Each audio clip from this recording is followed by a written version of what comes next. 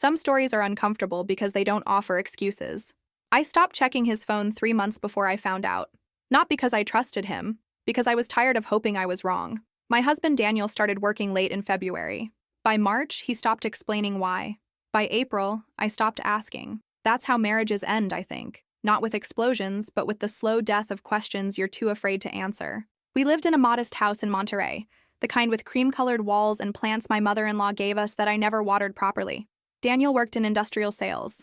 I was a graphic designer, freelance, which meant I worked from home and spent too much time alone with my thoughts. He'd come home after 10 most nights. I'd have dinner waiting, not because I was trying to be a good wife, but because routine felt safer than confrontation. He'd eat in silence, scrolling through his phone, and I'd watch him from across the table, wondering when exactly I'd become invisible. Long day? I'd ask. Yeah, that was it. One word. And I'd nod like it was enough. But here's what I remember most from those months.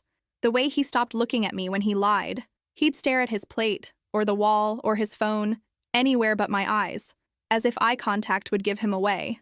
I told myself it was stress, work pressure, the economy. I invented 20 different explanations because the real one felt too heavy to carry. One night in late April, I woke up at 2 a.m. and found him on the couch, typing on his phone. The blue light made his face look unfamiliar. Can't sleep? I asked. He flinched. Actually flinched. Just work stuff, he said, locking his screen too quickly. I stood there in my old pajamas, barefoot on the cold tile, and felt something crack inside my chest. Not break. Crack. Like the first line in glass before it shatters. Okay, I said. I went back to bed and lay there in the dark, listening to the soft clicking of his phone keyboard through the wall, and I realized something. I'd been preparing for this. For months, maybe longer, some part of me had been quietly bracing for impact. I just didn't know what it would look like yet. May arrived with heat and silence. Daniel's late nights became a schedule. Tuesdays, Thursdays, Fridays, sometimes Saturdays. He'd text around 8, stuck at the office. Don't wait up. I'd read the message, leave him on read, and eat alone. My friend Carla called one afternoon while I was staring at a design deadline I couldn't focus on. You sound weird, she said. I'm fine. Liar. I almost told her. The words were right there. I think my husband is cheating on me, but saying it out loud felt like making it real, and I wasn't ready for real. Just tired, I said. You're always tired lately. She wasn't wrong. I'd been tired since February. Tired of pretending. Tired of waiting for him to come home. Tired of being the woman who knows but doesn't say anything. After we hung up, I opened my laptop and did something I'd been avoiding. I checked our bank statements. Nothing unusual. No suspicious charges. No hotel rooms or gifts or expensive dinners. Just the same boring pattern of gas, groceries, and his car payment. I closed the laptop and felt stupid. What was I looking for? Evidence? Proof? What would I even do with it? That night, Daniel came home at 11:30. I was in bed, pretending to sleep. I heard him shower, long, like he was washing something off, and then he slipped into bed beside me, smelling like soap and guilt. I kept my breathing steady, my back to him, and I felt him lie there, careful not to touch me. We used to sleep tangled together. Now there was a border down the middle of the mattress, invisible but absolute. Good night, he whispered. I didn't answer. And in that silence, I understood something. He wanted me to stay quiet. He needed me to not ask questions. Our entire marriage had become a conspiracy of avoidance, and I was an accomplice. By June, I'd learned to recognize the signs. When he was about to lie, his voice got softer, more gentle, like he was trying to cushion the blow of his own dishonesty. I might have to travel next week, he said over breakfast one Saturday. Where? Guadalajara. Client meeting. For how long? 3 days. Maybe 4. I sipped my coffee and watched him not look at me. Okay, I said.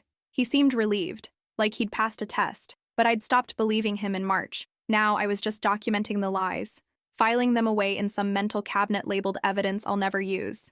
That week, I threw myself into work, took on extra projects, stayed up until 3 a.m., redesigning logos and websites for clients who probably wouldn't even notice the difference. Anything to avoid sitting alone in our house, waiting for him to not come home. My mother called on Tuesday. You sound tired, mija. I'm fine, mama. Are you eating? Yes. Is Daniel taking care of you? I almost laughed. Of course. The lie came so easily now. I'd been practicing. When Daniel left for his trip on Thursday, I felt relief. The house was quieter without him, emptier, but honest. I didn't have to pretend when he wasn't there. I spent the weekend reorganizing my office, deleting old files, updating my portfolio. I applied to 3 design agencies in Mexico City, not because I was planning to leave, just because I needed to know I could. Sunday night, he texted, "Flying back tomorrow, miss you." I stared at those 2 words, miss you, and felt nothing. I didn't respond. When he got home Monday evening, he brought flowers. Cheap supermarket roses still wrapped in plastic. "For you," he said, smiling like we were newlyweds. I took them, put them in a vase with tap water, and watched them wilt over the next 3 days. We didn't talk about the trip. He didn't offer details, and I didn't ask. That's when I realized we weren't married anymore. We were just 2 people living in the same house, performing a relationship that had already ended. July came, and with it, the truth. Not through confrontation or confession, but through a stupid, mundane accident. I was looking for my charger. Daniel's was on the coffee table. I picked it up, and his phone lit up with it. A notification from someone named Vero. "Can't wait to see you tonight. Te extraño." I stood there, holding his phone, the screen glowing in my hand like evidence. I could have opened it, read everything, scrolled through months of messages and confirmed what I already knew, but I didn't. I set the phone down, exactly where I'd found it, and walked into the kitchen. My hands were shaking, not from anger, from something worse. Relief, maybe. The relief of finally knowing I wasn't crazy. When Daniel got home that night, I was cooking pasta. Normal, routine. "Smells good," he said, kissing my cheek. I didn't pull away. I just stood there, wooden spoon in hand, and let him kiss me. "How was your day?" he asked. "Fine." We ate dinner. He told me about some client. I nodded in the right places, made the appropriate sounds, and watched him lie to me with his mouth full of my cooking. After dinner, he grabbed his phone and went to the bedroom. "I have to make a call," he said. "Okay?" I washed dishes and listened to the low murmur of his voice through the wall. He was laughing, soft, intimate laughter I hadn't heard in months. I dried the dishes, put them away, and realized something. I didn't care. Not the way I thought I would.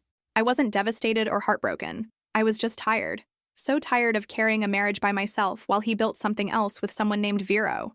That night, I slept in the guest room for the first time. "You okay?" Daniel asked when he found me there. "Bad back," I lied. He seemed to believe me. Or maybe he was just relieved. August was performance art. I perfected the role of the wife who doesn't know. I smiled at his lies, laughed at his jokes, cooked his favorite meals, all while planning my exit in absolute silence. I contacted a lawyer. Not for divorce, not yet, just to understand my options. She was kind, practical, and blunt. "Do you have proof of infidelity?" A text message. On his phone. "Did you screenshot it?" "No." She paused. "Get proof. Photos, messages, something concrete. Otherwise, it's your word against his." I thanked her and left, feeling stupid. I had one chance and I'd blown it, but I didn't go back for more evidence. I didn't want to be the wife who collects screenshots. I wanted to be the woman who walked away with her dignity intact. I started saving money. Small amounts Daniel wouldn't notice. 50 pesos here, 100 there. I opened a separate bank account and funneled my freelance payments into it. By mid-August, I had enough for 3 months' rent. It felt like freedom in numerical form. Daniel sensed nothing. Or if he did, he didn't say anything. We existed in parallel realities. Him with Vero, me with my secret bank account and my lawyer's business card. One Saturday, he suggested we go out. "Like a date," he said, smiling that charming smile I'd fallen for years ago. "Sure," I said. We went to a restaurant we used to love. He ordered wine, told me I looked beautiful, held my hand across the table, and I let him. I smiled. I laughed at his stories. I played the part. Because I realized something that night, watching him perform his own version of our marriage. He wasn't trying to fix us. He was trying to keep me quiet. This date, the flowers, the occasional "I love you," they were maintenance. Just enough effort to keep me from asking questions. And it had worked. For months. But not anymore. On the drive home, he reached for my hand. I let him take it, and I thought, this is the last time. September arrived with rain and the slow disintegration of pretense. I stopped cooking. Not dramatically, just gradually. Dinner became whatever I felt like eating, and if Daniel was hungry, he could figure it out. He noticed. "You okay?" he asked one night, standing in the kitchen, looking at the empty stove. "I'm fine, just not hungry." "We could order something." "You can. I already ate." I hadn't, but I didn't want to sit across from him anymore, watching him chew and lie. He ordered pizza and ate it in front of the TV. I stayed in my office working on a logo for a startup in Mexico City that had just offered me a contract position. Remote, well-paid, stable. An escape route disguised as a career move. The next week, Daniel stopped coming home some nights. No explanation, no text. Just absence. The first time I called him at midnight. "Where are you?" "Fell asleep at the office. I'll stay here tonight." "Okay." I hung up and stared at the ceiling until dawn. The second time, I didn't call. The third time, I moved the rest of my things into the guest room. By October, we were roommates. Polite strangers who shared a mortgage and nothing else. And then, one afternoon, my mother-in-law called. "Mija, I need to talk to you." Her voice was tight, uncomfortable. We met at a cafe. She ordered coffee she didn't drink and looked at me with something like pity. "I saw Daniel last week," she said carefully, "with someone." My heart didn't race. My hands didn't shake. I just nodded. "A woman," she continued. "They were close." "I know," I said. She looked startled. "You know?" "Yes." "And you're staying?" I took a sip of my coffee. "Not for much longer." She reached across the table, squeezed my hand. "I'm sorry. He's my son, but I'm sorry." That night, I told Daniel I wanted a divorce. Not dramatically, not with tears or accusations. Just calmly, over the dishes. "I want a divorce." He stopped mid-scrub, hands in the soapy water, and stared at me. "What? You heard me. Why? What happened?" I almost laughed. "Nothing happened. That's the problem. Can we talk about this?" "No. Please. I'm done, Daniel." He tried to argue, to explain, to buy more time with more lies. But I walked away, into the guest room, and locked the door. The divorce took 4 months. 4 months of lawyers and paperwork and dividing a life into assets and debts. 4 months of Daniel alternating between apologies and anger, between begging me to stay and accusing me of giving up. "We can fix this," he said during one particularly painful mediation session. "There's nothing to fix," I replied. "It's already broken." He wanted to know if there was someone else, if I'd met someone, if that's why I was leaving. The idea that I might leave simply because he had betrayed me seemed impossible for him to grasp. "It's not about someone else," I told him. "It's about me choosing myself." He didn't understand. Maybe he never would. I moved out in January, exactly 1 year after the late nights started. I found a small apartment in San Pedro, near the design agency where I'd accepted a full-time position. It was tiny. 1 bedroom, a cramped kitchen, a balcony barely big enough for a chair. But it was mine. All mine. The first night alone, I sat on the floor surrounded by boxes and felt something I hadn't felt in months. Peace. No waiting. No wondering. No pretending. Just silence. Real silence. Not the heavy, suffocating kind I'd lived with for months, but the clean, open kind that feels like breathing. I started rebuilding, slowly, piece by piece. I reconnected with friends I'd neglected, took a pottery class, went to therapy, learned that I'd spent years making myself smaller to accommodate a man who was making himself bigger with someone else. By March, I'd been promoted at work. My designs were winning awards. I was traveling for conferences, meeting new people, rediscovering parts of myself I'd forgotten existed. I dated, casually. Nothing serious. Just reminders that I was still desirable, still interesting, still alive. And Daniel? I heard through mutual friends that he and Vero had moved in together, that they were happy, that he'd proposed. I felt nothing. Not satisfaction, not pain, just a distant curiosity, like hearing about strangers. Then, one afternoon in late April, I ran into him at a cafe. He looked older, tired. He was alone, sitting in a corner with his laptop, and when he saw me, his face did something complicated. "Hi," he said, standing awkwardly. "Hi. You look good. Thanks." Silence, heavy and strange. Can we talk?" he asked. I wanted to say no, but curiosity won. We sat. He ordered coffee neither of us drank. "I made a mistake," he started. "Okay. I was stupid. I threw away everything for Daniel," I interrupted gently. "I don't need to hear this. But I want to explain. It doesn't matter anymore." He looked at me like I'd slapped him. "How can it not matter? Because I've moved on. I'm happy. And whatever you're going through now, that's between you and yourself. Vero left me," he said quietly, 2 months ago. She said I was emotionally unavailable. I almost laughed. The irony was too perfect. "I'm sorry that happened," I said, meaning it. "Are you seeing someone?" he asked. "That's not your business." "Right, sorry, I see your posts sometimes. You look happy. Really happy." "I am." He nodded, staring at his untouched coffee. "I thought you'd be angrier," he said. "I thought you'd hate me." "I did, for a while. But hating you took too much energy, and I needed that energy for myself." He looked up, and for the first time, I saw it. Regret. Real, deep, irreversible regret. I miss you, he whispered. You miss the version of me that waited around while you figured out what you wanted. That person doesn't exist anymore. I stood up. I hope you figure things out, Daniel. I really do. But I can't be part of that process. I walked out of the cafe into bright afternoon sunlight, and I didn't look back. A week after our encounter, Daniel started texting, not constantly, just periodically, like little pings in the dark, thinking about you. Remember that trip to Oaxaca? I saw your post about the gallery opening. Proud of you. I didn't respond, not out of cruelty, but because responding felt like reopening a door I'd worked hard to close. Carla asked about him once over drinks. He's been texting me, I admitted. What does he want? I think he wants me to validate his regret, to tell him it's okay or that I understand or something. Are you going to? No. She smiled. Good. The texts continued sporadically through May, sometimes nostalgic, sometimes apologetic, occasionally desperate.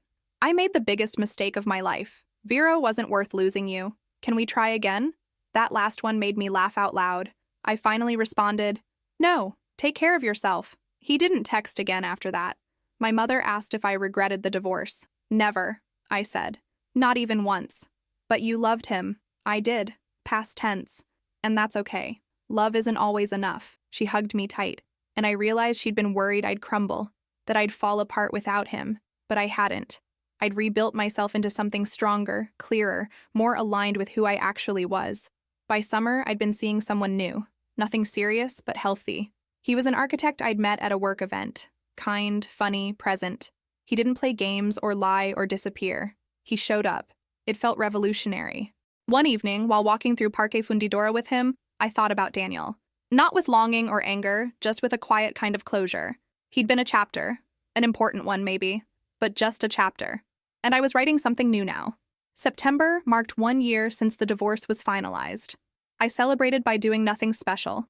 Just existing happily in my small apartment, working on a design project I loved, drinking wine on my tiny balcony. Freedom, I'd learned, wasn't dramatic. It was quiet, consistent, safe. A friend from the design agency asked if I'd ever consider getting married again. Maybe, I said, but not to someone I have to shrink myself for. She nodded like she understood. That weekend, I saw Daniel one last time. Not intentionally. He was at a restaurant I walked past with friends. Through the window, I saw him sitting alone, scrolling through his phone, and something about his posture looked diminished. My friend noticed me staring. That him? Yeah. Want to leave? No. I'm fine. And I was. He looked up, saw me through the glass. Our eyes met for just a second. I smiled. Not cruelly, not triumphantly, just neutrally. And then I kept walking. Because that's what freedom looks like. The ability to see your past and feel nothing but distance. Later that night, lying in bed, I thought about the woman I'd been a year ago. Scared, silent, complicit in her own erasure. I didn't recognize her anymore. And I was grateful for that. October brought a promotion, a trip to Guadalajara for work, and a quiet, unremarkable kind of happiness. I stopped checking to see if Daniel viewed my social media, stopped wondering if he regretted what he'd lost. His regret wasn't my responsibility. One evening, my mother asked if I was lonely. Sometimes, I admitted, but lonely is different than empty. I'm not empty anymore. She smiled. You sound free. I am. And I was. Free from performing. Free from waiting. Free from making myself smaller to accommodate someone else's selfishness. I'd learned that some endings don't come with closure. They don't come with apologies that matter or explanations that satisfy. Sometimes endings just come with silence. And you learn to be okay with that. You learn that your happiness isn't tied to someone else's remorse. You learn that walking away isn't giving up. It's choosing yourself. And that's enough. By the time regret arrives, the door is usually closed. See you in the next video.